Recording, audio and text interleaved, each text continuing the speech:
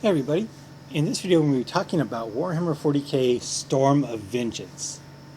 And no, I don't mean the crappy mobile game with Orcs versus Dark Angels. This is the Storm of Vengeance. It was a campaign box put out by Games Workshop in 1997 of Orcs versus Dark Angels. This is probably where they got the other game from, actually. And this was something that was available. I said it was a box set. It came with the rules and a card terrain piece. I'm going to put a link to the Board Game Geek page for Storm of Vengeance, and there's a really good picture of the terrain piece. So here's the terrain piece. Like I said, I'll put a link to the Board Game Geek page on this. So it just uses the old plastic joiners, and the rest was card. Pretty standard GW stuff for back in those days. Very interesting, and this is actually used in all the scenarios in the campaign. So, what is the Piscina Campaign? Gazgul, Thraka, and Nazdrag was trying to take over the planet because it was a heavy industrial planet with power generation. They used the teleporters as part of their invasion. And there's some real cool things in here. Of course, it is from 1997, so a lot of the rules are going to be out of date. Here we go over the invasion timeline. Oh, I said where I got this. I almost forgot. This used to be available as a free, legitimate download from Games Workshop. You probably can't see it in here, but the top of the PDF, it actually says secured on Acrobat Reader here. So it is a secured, copyrighted document. I got as a legitimate download from Games Workshop. When they redesigned their webpage a few years ago, the link no longer works. So I don't know if it's still out there somewhere on their website, but the link I have does not function. But this was a legitimate free download from Games Workshop for a long time. So anyway, so that's where the PDF came from. So here's 3-week invasion, and how the scenarios fit in with which day of the attack. We got Orc special characters, Gazgul and Nazdrag. Fortunately, it says the rules for Nazdrag can be found in Codex Orcs. He hasn't been in since the 3rd edition Codex, but it wouldn't be too hard to play him pretty much as he is in that book. Dark Angel special characters. Dark Angel's Master Belial. In this book, Belial is the master of the Dark Angel's 3rd company, not the master of the Raven Wing. Or master of the Death Wing, I mean. Interesting stuff. Also, Samiel is not the master of the Raven Wing. The master of the Raven Wing was Gideon, and master of the Death Wing was called Gabriel. Interesting stuff, I think, anyway. We got campaign scenario special rules, dangerous power. The power plants of Piscina Fork produce their geothermal energy from deep thermal vents drilled into the volcanic beds, blah, blah, blah, blah. Therefore, no ranged fire with a strength of 5 or more may be used to target models or vehicles within 3 inches of the power station. If the ranged weapon does not have a strength value as such, then it may not be used under these conditions either. Fun stuff. So, high-powered weapons cannot be fired at anything close to the power station. Foxholes, all Imperial units start the game in foxholes, therefore they get a 5-up invulnerable save, and vehicles are in cover until they move the first time. 5 invulnerable save against shooting. Force restrictions. The Dark Angels may not contain more than 2 units of Death Wing or 3 units of Raven Wing. They may not take Land Raiders of any description. And the Orc forces are hamstrung by the inability to deploy their heavy weapons, so they cannot take battle wagons or looted vehicles. And here we get into the scenarios, not as a playable part, but as the historical part of it. Quote-unquote historical, I guess. Playing a campaign, it gives you rules for Nazdrag's Wars, Gazgul's War, and bringing characters back to life if they die. And some other changes to the scenarios if you want to play the full campaign.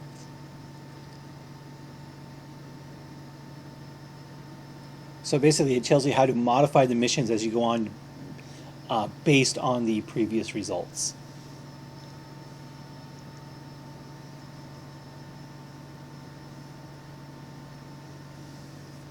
So here's the campaign. It's only 2 pages too, so it just basically tells you how to play the missions one after another and how they affect each other. Really cool stuff here.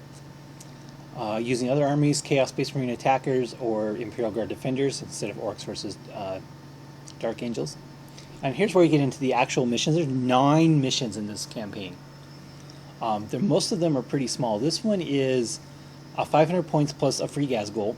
And the Dark Angels choose a 1,500 point army and then roll a d6 for each unit on a score of 1, 2. So basically on a d3, that unit joins that section, 1, 2, or 3. And you can only pick one of those to defend the power plant. So in here, I don't know if you can see this here, but here's the power plant terrain piece. This is a 4x4 table, small game. And the mission objective is for the orcs to take the power plant. And then we get into another 500 point game of the Dark Cathedral. And these are all basically city fights too. This other thing it says is that you can use city fighting stratagems. Stratagems, that's the word. City fight stratagems, which are still available. I've got the city fight cards that came out in the White Dwarf last year. Or was it the year before? I don't know. Well, I've only had 130. Yeah, so it was probably just last year, last December. They released sets of city fight strategy cards in White Dwarf, and I got those. So I think they also have some other stuff for city fight. But yeah, you can use city fight rules for this mission, for this campaign, because they're basically in the ruined cities of the planet that have been bombarded. Terrain details. So you have the power plant with the power plant rules. Dark Cathedral. You can use the Cities of Death and Sanctum Imperialis. I guess you could also use the Dark Angels, that big fort thing, whatever it's called. Ruins. Let's see here. So, yeah, special rules, random game length, reserves a new strike, dangerous power campaign scenario rules. So, no high-powered weapons near the power plant. And then we get into, this is another 500-point game here for the Dark Cathedral. Game size on this one is 500 points of Dark Angels versus 750 points of Orcs. So these few are just small little skirmishes as part of the big battle. Hold the line. Now this was, it says, game size. Historical Assault was huge and could only be properly represented in an epic 40k game. This was long before Apocalypse, so this would be an Apocalypse game. The game requires at least 1,500 points worth of troops, but from there, the sky's the limit. So you can build these as much as you want. So basically this is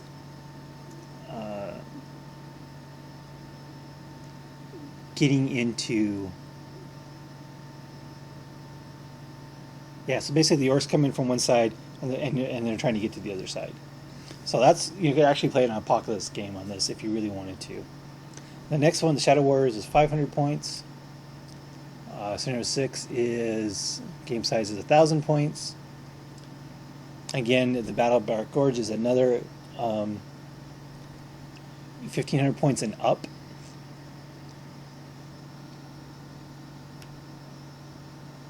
Counterattack is 1,500 points. And Death by Moonlight is a 1,500 point game. And then we got some special banners and badges for anyone who fought in the Piscina Campaign honors. So that is Storm of Vengeance. This is kind of a quick overview. I think it'd be kind of fun to play this out. Might take some time. I don't know if I can find anyone to actually sit down and commit to this, because I already have my weekly games, but I do have this PDF, and I think it would be a lot of fun to go through and actually play the campaign at Dark Angels versus Orcs. And again, I said I got this as a legitimate download from GW. I don't think you can do that anymore.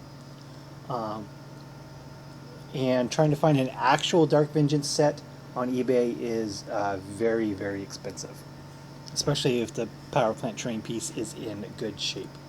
So I guess we're just going to be kind of cut this video off here. If you haven't heard about the Storm of Vengeance campaign before, I picked it up because, again, it has orcs in it.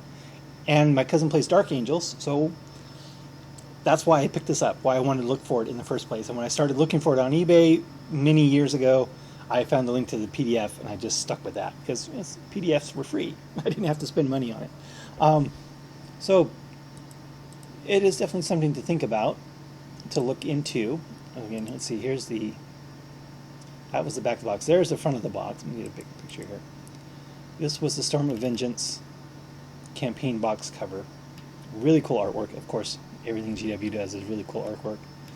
And yeah, could be a lot of fun to play through that kind of campaign. It would take a while, though, for sure.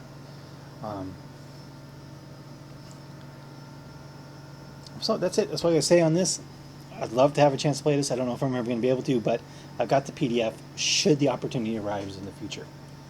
It also gives me an excuse to make a really cool power terrain piece. I guess I already have one, but I would make another one. City fight one. And that's it. So, thanks for watching.